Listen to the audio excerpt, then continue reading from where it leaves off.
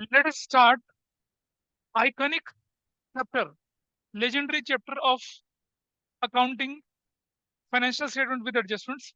आप चाहे 11th पढ़ लें, 12th पढ़ लें, बीकॉम ऑनर्स पढ़ें, बीकॉम पढ़ें, सीए, सीएमए, सीएस पढ़ लें, बीसीए कर लें, एमसीए कर लें, बीबीए कर लें, एमबीए कर लें, हर जगह ये चैप्टर आपको दिखेगा। जहां अकाउंटिंग है वहां ये चैप्टर है। इतना इंपॉर्टेंट चैप्टर है। ठीक है। जिसने फाइनेंशियल, अब कोई आपकी क्लास में से है कोई ऐसा बच्चा जिसे फाइनेंशियल स्टेटमेंट विदाउट एडजस्टमेंट नहीं आता? कौन है ऐसा?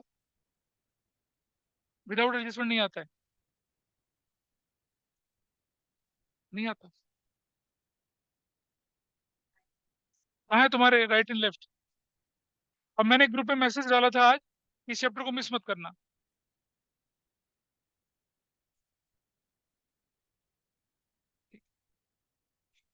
चलिए, सबसे पहले अपने पास जाके वो नोट्स जो मैंने भेजे नजर डालिए। क्या ऑनलाइन में नोट्स विजिबल है सबको? क्या ऑनलाइन में ये नोट्स यस दिख रहे हैं सर। आपको? Yes sir. ठीक है। Yes sir. अब क्लास ग्रुप पे प्रेजेंट करिए पहले फटाफट से अपने आप को, सब लोग देख लीजिए।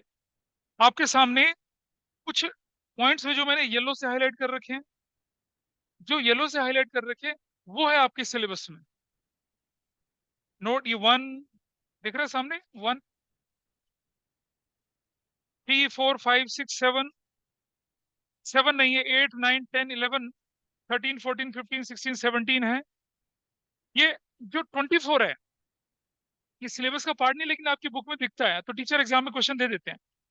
और एक है 29 और एक 31। अच्छा, कुल मिलाकर आपके सिलेबस में 16 एडजस्टमेंट है। आपके सिलेबस में कितने एडजस्टमेंट है? 16। लेकिन मैं कराऊंगा 32। मैं मान के चलता हूँ कि आप 11th के बाद घर नहीं बसाएंगे, थोड़ा आगे पढ़ाई करेंगे, है ना? हाँ। ये कहते सर मैं तो तैयार बैठा था। क्या चाहिए बोलो?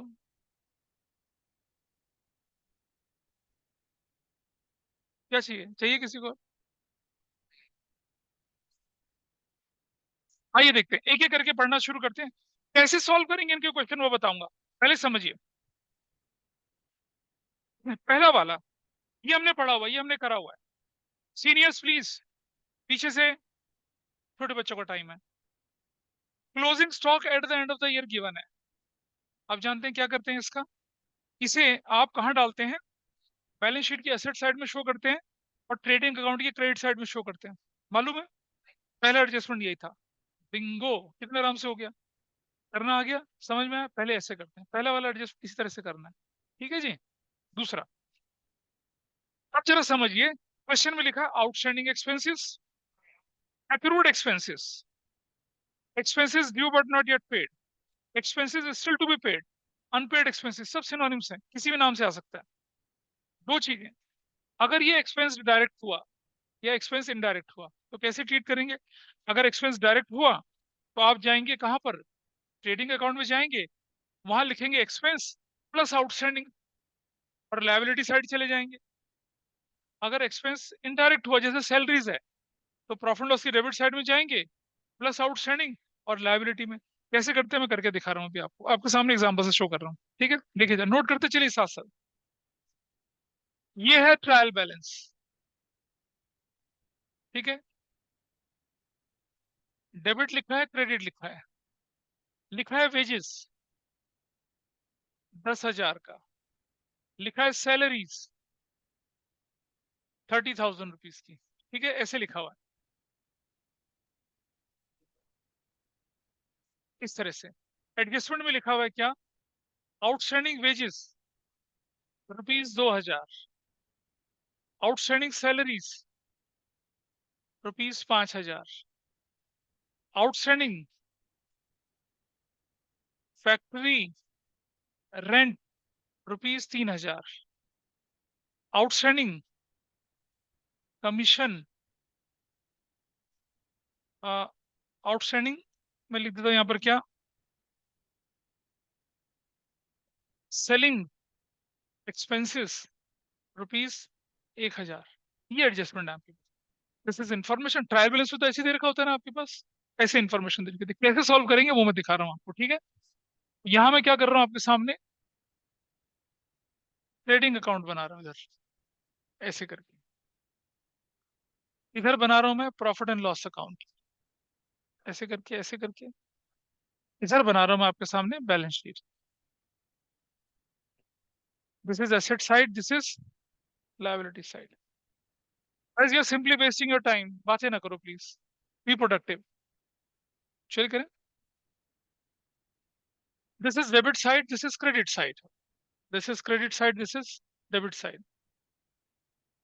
सबसे पहला काम, अच्छा एक बात हमेशा समझना, anything which is there in trial balance वो एक ही जगह जाती है। क्यों जाती है एक जगह? क्योंकि उसने अपना अकाउंटिंग साइकिल पूरा करा होता है। ट्रायल बैलेंस के अंदर जो चीज होगी वो एक ही जगह जाएगी। वेजेस कहाँ जाएंगे? ट्रेडिंग में। सैलरीज कहाँ जाएगी? प्रॉफिट एंड लॉस में। पिछले चैप्टर में पढ़ा था। और जिसको पिछला चैप्टर नहीं आता उसका मैं कुछ नहीं कर सकता। मैंने इसलिए बार बार कहा था कि पिछला चैप्टर पढ़ के आए। सो नाउ हम लिखेंगे वेजेस कितने के? 10,000 के, इनर कॉलम में। क्यों? क्योंकि एक एडजस्टमेंट है। विल राइट आउटस्टैंडिंग वेजेस कितने का? 2,000 का। एंड आई राइट 12,000 यहाँ। और ये आउटस्टैंडिंग वेजेस मैं लायबिलिटी साइड में लिखूंगा, आउटस्टैंडिंग वेजेस 2,000 का। आपने देखा एडजस्टमेंट का दो जगह इफेक्ट गया, लेकिन आइटम जो ट्रायल बैलेंस का था उसका एक ही जगह इफेक्ट गया। समझ पा रहे हैं? उधर से किसी को नहीं कहा। और ऑनलाइन में समझ पाए बात को। Wages will go to direct expense direct side में, आउटस्टैंडिंग यहाँ जुड़ेगा, आउटस्टैंडिंग यहाँ जुड़ेगा। मेरे पास जगह नहीं थी वरना मैं ऐसे कर लेता हूँ, आउटस्टैंडिंग वेजेस ऐसे। इसका reason, as per accrual principle आप क्या करते हैं, कोई भी एक्सपेंस अगर वो ड्यू हो गया, चाहे वो पे हो ना हो, लिखा जाएगा। जितना पे हो गया था वो तो ट्रायल बैलेंस के अंदर आ गया, और जो पे नहीं हुआ था उसे भी तो हम एक्सपेंस बोल के लिखेंगे, इसलिए हम इसे यहाँ जोड़ देते हैं।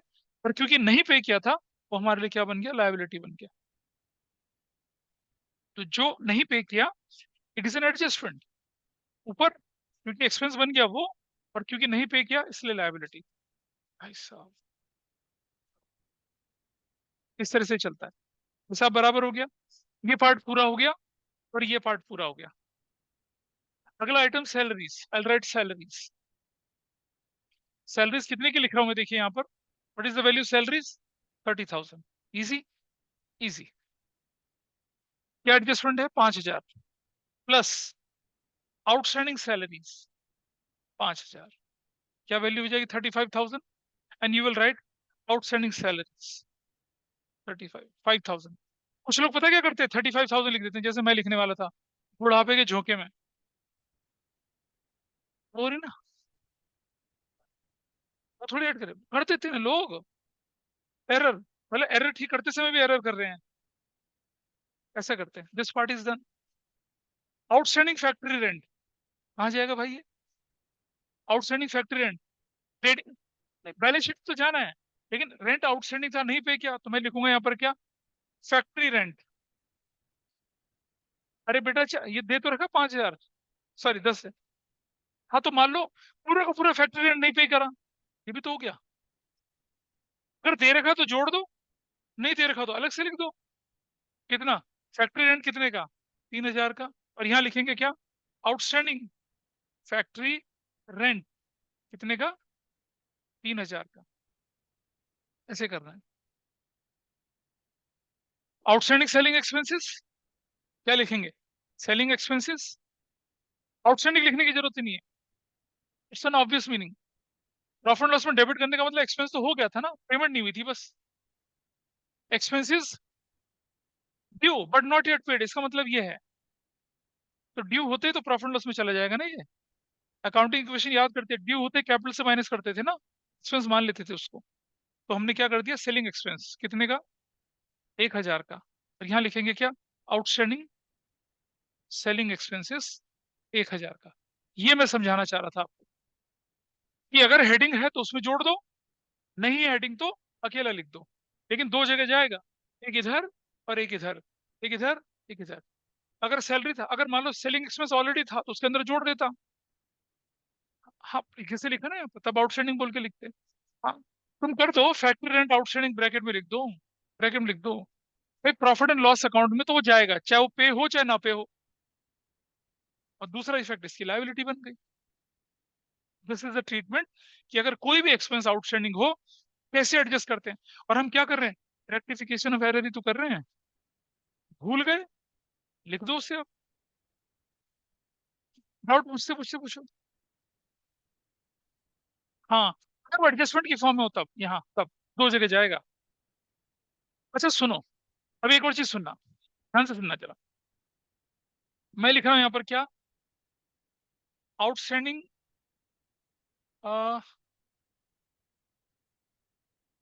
इंश्योरेंस प्रीमियम 9,000 का, ये कहाँ जाएगा बताइए? नहीं, ये पीएनएल अकाउंट की, हमको ये लिखा है यहाँ पर। फिर ये ट्रायल बैलेंस के अंदर की बात तो कहाँ जाए?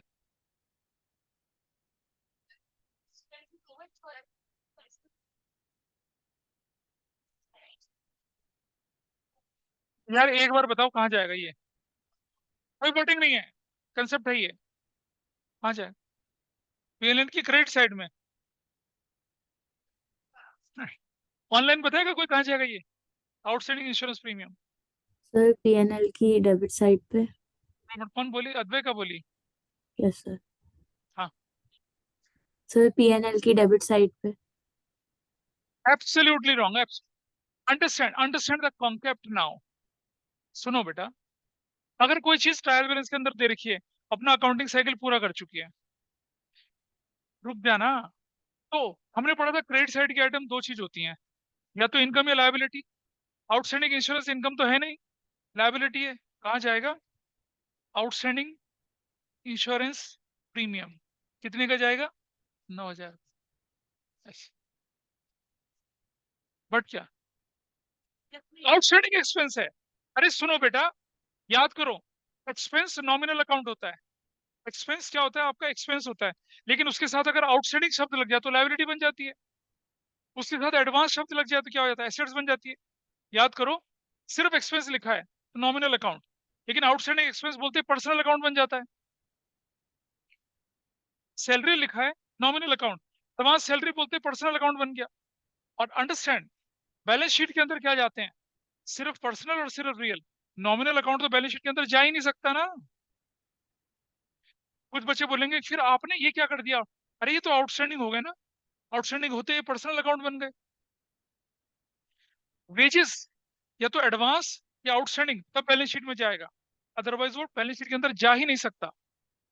प्रॉफिट लॉस में, प्रॉफिट लॉस में तो इसलिए डाल रहे हैं कि मेरा टोटल एक्सपेंस 12,000 का था, जिसमें से 10 पे कर दिया था, दो नहीं पे किया था। तो जो नहीं पे किया था वो लायबिलिटी में, और expense 10+2 as per accrual principle 12,000 लिख दिया। इसलिए ऐसा करते हैं। मतलब हाँ, सिर्फ आउटस्टैंडिंग लिखा हुआ है तो मतलब ये तो अकाउंटिंग साइकिल पूरी कर चुका है ना। ये तो और एक ही जगह जाना है इसने, वो जगह क्या है? लायबिलिटी। डाउट बोलिए, डाउट मुझसे पूछिए, आस्क मी, बोलिए। Anishtha, all clear? All clear? समझे? अपने आपको क्लास ग्रुप में प्रेजेंट कर लिए, बार बार बोल रहा हूँ। ठीक है जी, डन। तो इस तरह से हमने सक्सेसफुली एडजस्टमेंट नंबर 1 करी आपके साथ, देख पा रहे हैं? Closing stock at the end लिख दिया, आउटस्टैंडिंग एक्सपेंस। अब समझ पाया ना मैंने? अगर एक्सपेंस डायरेक्ट है, या तो सिर्फ आउटस्टैंडिंग एक्सपेंस बोल के लिखिए, या अगर एक्सपेंस ऑलरेडी एग्जिस्ट करता है उसके अंदर जोड़ के लिखिए। है ना? क्लियर? चलो इसी तरह से अगर इनकम आउटस्टैंडिंग हो जाए तो उसे बोलते हैं accrued income, outstanding income, income due और earn but not yet received, income still to be received, accrued income होती है। ठीक है? कैसे करेंगे एक्रूड इनकम वो मैं दिखाता हूँ। और देखिए, देखो बेटा, डायरेक्ट इनकम तो सिर्फ सेल्स होती है, और कभी ये नहीं लिखा था कि आउटस्टैंडिंग सेल्स। ये तो प्रैक्टिकली पॉसिबल ही नहीं है। तो सब कुछ कहाँ जाएगा? आपका प्रॉफिट लॉस की क्रेडिट साइड वाले आइटम बनेंगे। ठीक है? चलो कैसे डील करते हैं वो दिखा रहा हूँ आपको। यहाँ देखिए, दिस इज ट्रायल बैलेंस, ये डेबिट साइड और ये क्रेडिट साइड। यहाँ लिखा है मेरे पास रेंट 50,000 रुपए का। यहाँ लिखा है मेरे पास कमीशन 30,000 रुपीज का। और यहाँ लिखा है मेरे पास सैलरीज 20,000 रुपीज की। यहाँ लिखा है इंश्योरेंस 10,000 का, ऐसे लिखा हुआ है। ठीक है, ऐसे। एडजस्टमेंट में क्या लिखा हुआ है? आउटस्टैंडिंग, यहाँ में लिखा हुआ है क्या? Number 1, rent is due but not yet, या रुक जाओ, ये लिखा है 55,000। ठीक है, लिखा है rent is received for 11 months only.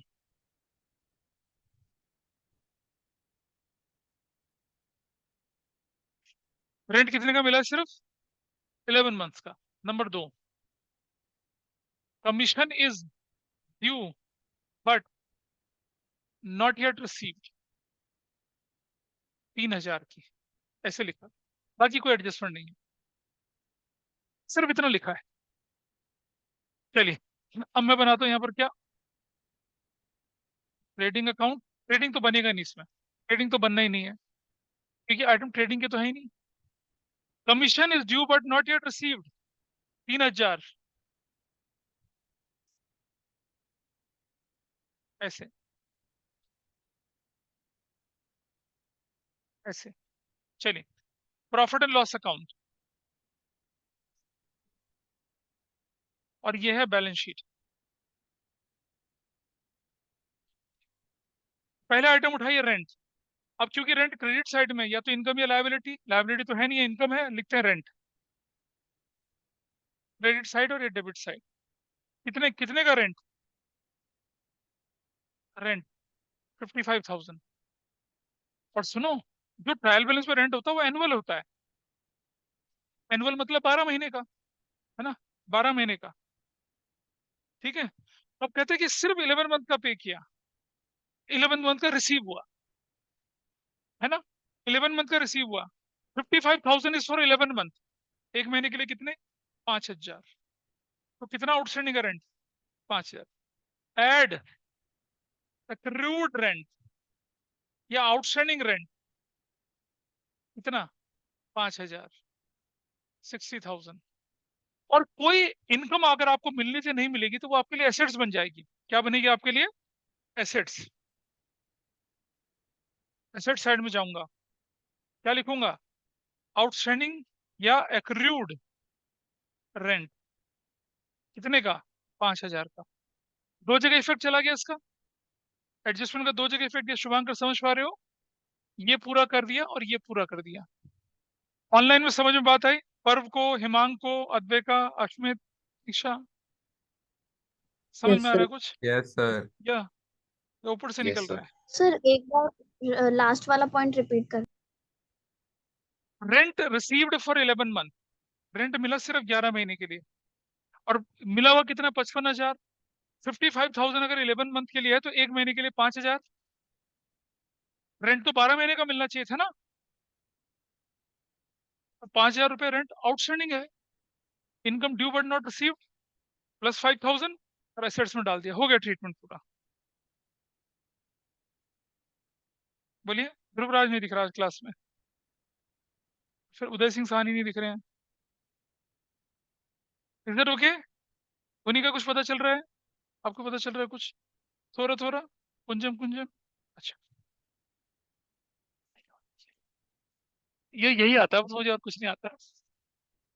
ठीक है, इसके बाद आगे चलते हैं। कमीशन, भाई इधर ही आना है। कमीशन कितने का? 30,000 का।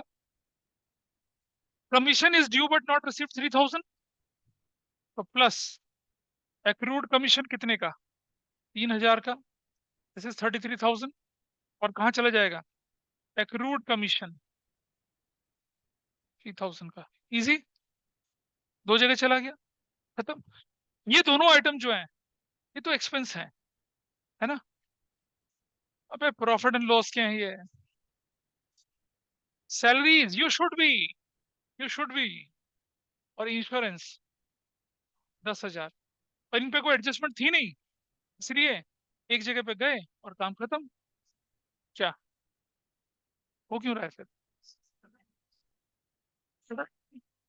बुल्ली, बुल्ला, बैल, बल्ली, ये काम नहीं आएगा, ये काम आएगा जो समझा रहे हैं आप। कोरिलेट कर पा रहे हैं नोट्स में जो लिखा है, नोट्स में ब्रीफ लिखा है, लेकिन एग्जाम के साथ इस तरह समझा रहा हूं मैं आपको। ये कागज आपको हेल्प करेगा कि कंसेप्ट क्या था, उसको कैसे इस्तेमाल। भाई नोट करो, हाथ में हाथ धरे मत रखे रहो, इनको नोट करो आप, नोट इट डाउन।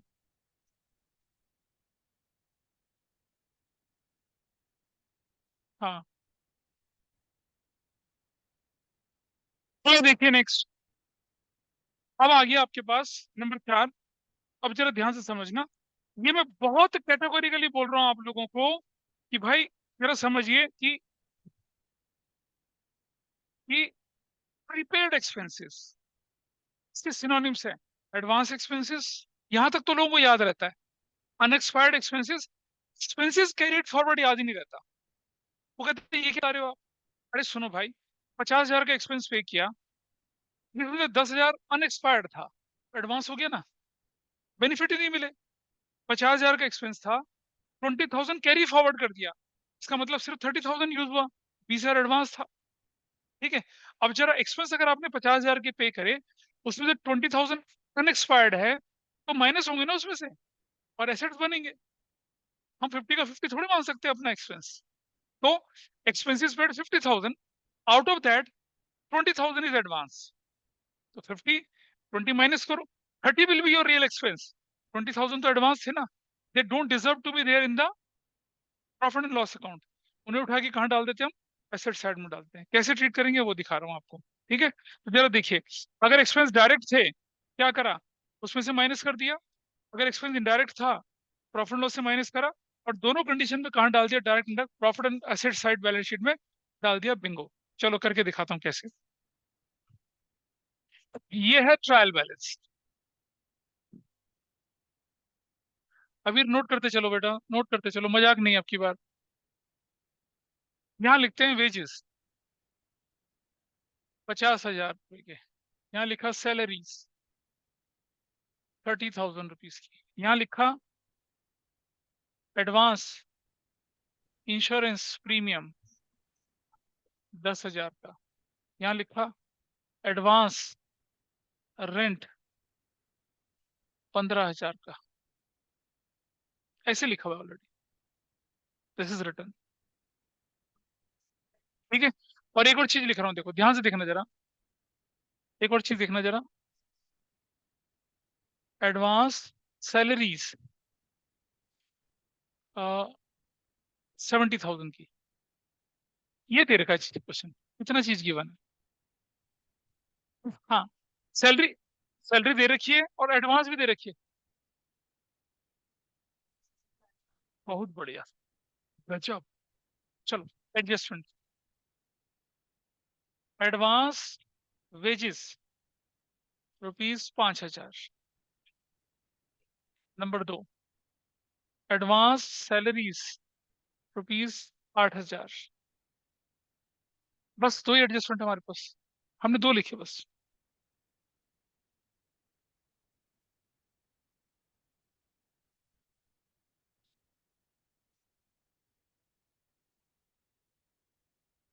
चलिए करें।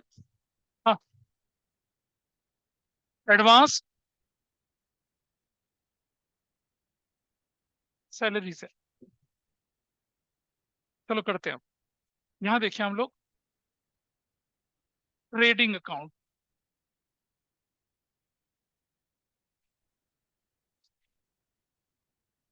Profit and loss account. ठीक है, और इधर मैं बना देता हूँ क्या, इस तरफ बैलेंस शीट बना रहा हूँ।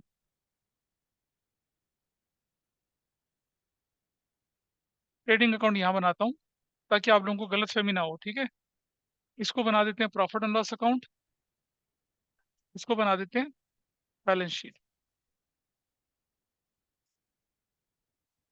लायबिलिटीज। ऐसे, ये डेबिट साइड है, ये क्रेडिट साइड है। चलो पहला आइटम था वेजेस, प्रॉफिट लॉस की डेबिट साइड में जाएगा, वेजेस ट्रेडिंग में जाएगा। Okay, thanks for correction. So हम लिखते हैं बेटा यहाँ पर क्या, विल राइट वेजेस। वेजेस कितने के? 50,000 रुपए के। अच्छा, पहले एक काम करो, हमेशा ध्यान रखना, थोड़ी जगह छोड़कर इन सबको जहां जहां डालना है डाल देते हैं, ये एक एक करके डालते हैं। वेजेस डाल दिया, इस पर एडजस्टमेंट है एडवांस वेजेस, है ना, माइनस एडवांस वेजेस कितने का? 5,000 का। This is 45,000। इधर एसेट्स में एडवांस वेजेस 5,000। क्या ठीक है? क्या ठीक है?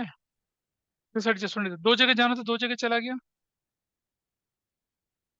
अच्छा, नंबर 2, सैलरीज 30,000। सैलरीज कहाँ का आइटम है? ट्रेडिंग का। तो अंकर प्रॉफिट एंड लॉस का। प्रैक्टिस नहीं करी तुमने अभी भी। हाँ,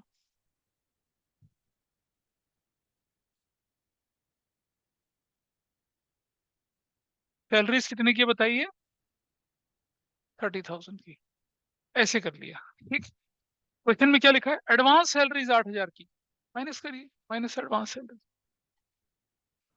बता रहा हूँ एडवांस सैलरी कितना माइनस करेंगे? 8,000।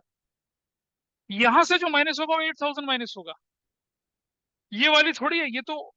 हाँ, ये ऑलरेडी एसेट्स में जाएगी। अब मैं दिखा रहा हूँ कैसे, अब मैं दिखा रहा हूँ। यहाँ लिखिए एडवांस सैलरीज कितने, नहीं रुकिए, पहले ये वाली लिखो। 70,000, 70,000 प्लस फिर से एडवांस कितने का? 8,000। ये कौन सा नया वाला न्यू है ये? 78,000 ऐसे लिखा जाएगा। भाई ऑलरेडी सैलरी से एडवांस ऑलरेडी है। There is already an account of advance salary, उसे एसेट्स में डाला और जो नया एडवांस है उसमें जोड़ दिया।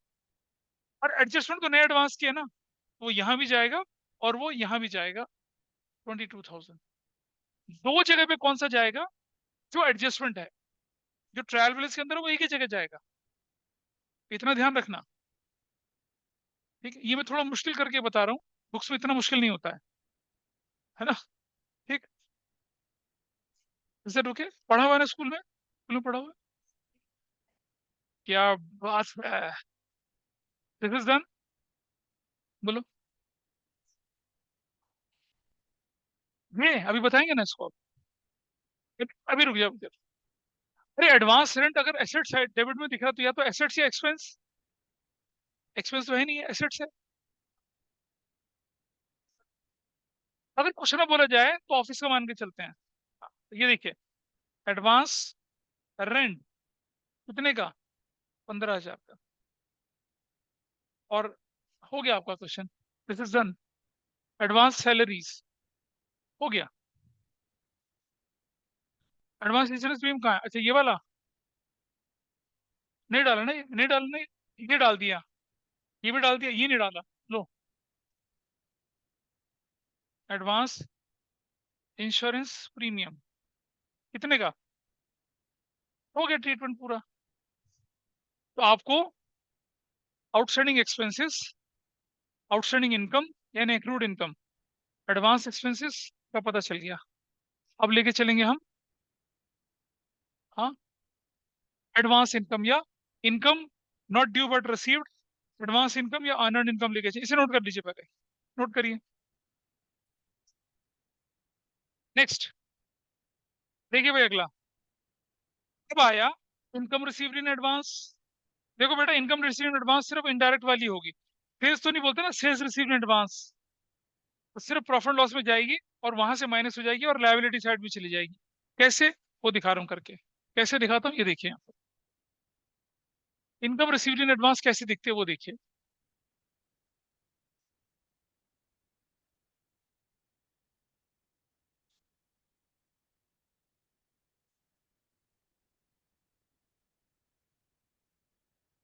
देखिए यहाँ ध्यान से, फिर से ट्रायल बैलेंस, फिर से ट्रायल बैलेंस, डेबिट और क्रेडिट, ठीक है। लिखा रेंट 65,000।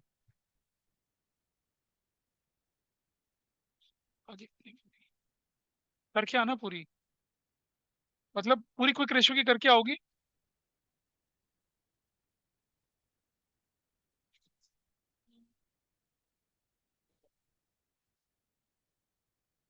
सिनर्जी इफेक्ट कहते हैं उसको, उसका और उसका दोनों का पॉइंट बन जाता है। रेंट कितने का हो गया भाई, देखिए 65,000 का, ठीक है। और यहाँ लिखा क्या, कमीशन 50,000 का, लिखा adjustment number 1, rent is received, और ये सुनो 31 मार्च 2023 तक का लिखा हुआ है, rent is received till 30th April 23, rent is received,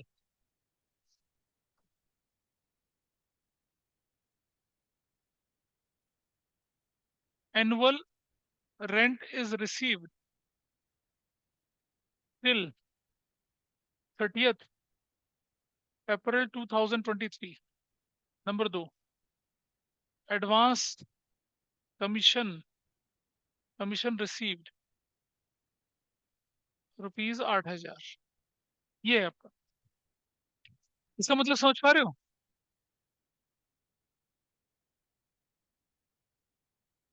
समझ पा रहे हो इसका मतलब क्या है, कि आपने आपने जो रेंट मिला था आपको, एनुअल रेंट जो है आपका, या मतलब ये छोड़ दीजिए, आप ये एनुअल हटाई दीजिए, rent is received till 30th अप्रैल 2023, 30 अप्रैल तक का रेंट मिल गया, जबकि एनुअल देखा, अगर देखा जाए तो साल खत्म होता है आपका मार्च में, आपको अप्रैल तक का, यानी कि आपको 13 महीने का रेंट मिल गया। 13 महीने का कितना होता है, 65, एक महीने का 5,000, एडवांस कितना हुआ, 5,000। कितने समझदार हो तुम लोग यार, कमाल है। Solution, profit and loss account, ऐसे, बैलेंस शीट वैसे, will write assets, will write liabilities, credit, और कितना करेंगे, डेबिट, ठीक है। यहाँ लिखा रेंट 65,000,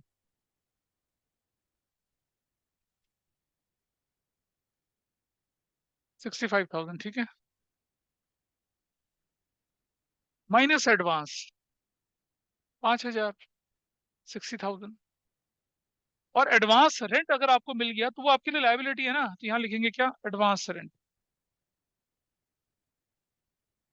5,000, एडवांस मिल गया, लायबिलिटी है। इसी तरह से कमीशन 50,000, माइनस एडवांस कितना, 8,000, 42,000, एडवांस कमीशन 8,000, ठीक है। अच्छा, अगर मान लो मैं लिख देता हूँ यहाँ पर क्या, सुनो ध्यान से, यहाँ लिखा हुआ है, मान लो अगर एडवांस इंटरेस्ट 6,000 रुपए का, तो कहाँ जाएगा, कहाँ जाएगा, कहाँ जाएगा, बैलेंस शीट, प्रॉफिट लॉस में नहीं जाएगा, एडवांस इंटरेस्ट क्रेडिट साइड में, ठीक है।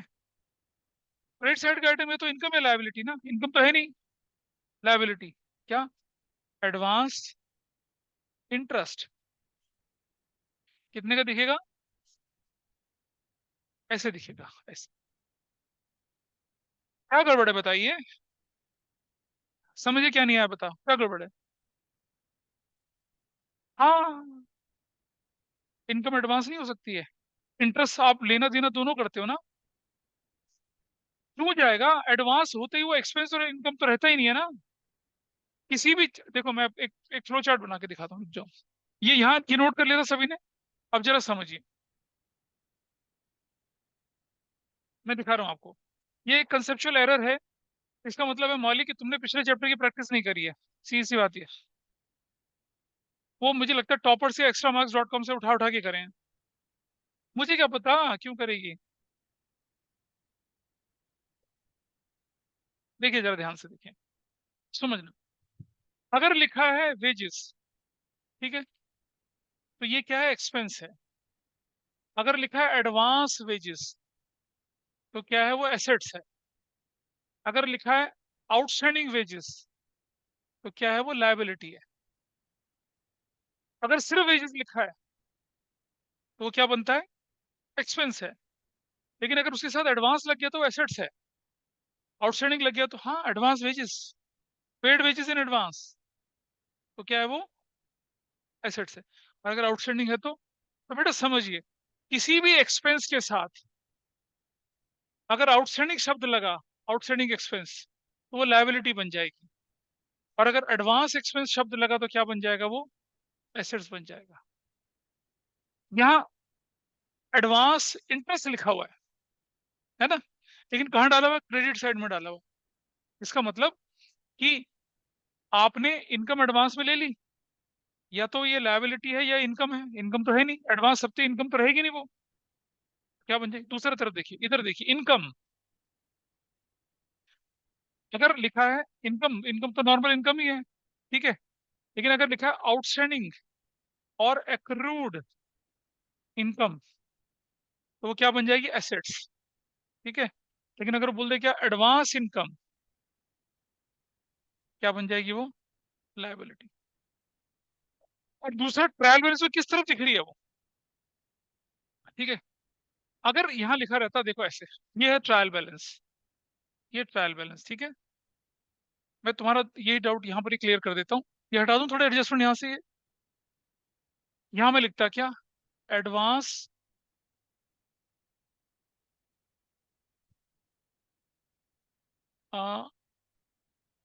दोबारा से इंटरेस्ट। अब क्यों दोबारा से एडवांस इंटरेस्ट लिख रहा हूँ, लेकिन अब की बार 3,000 यहाँ लिख रहा हूँ। अब बता इसका क्या मतलब है।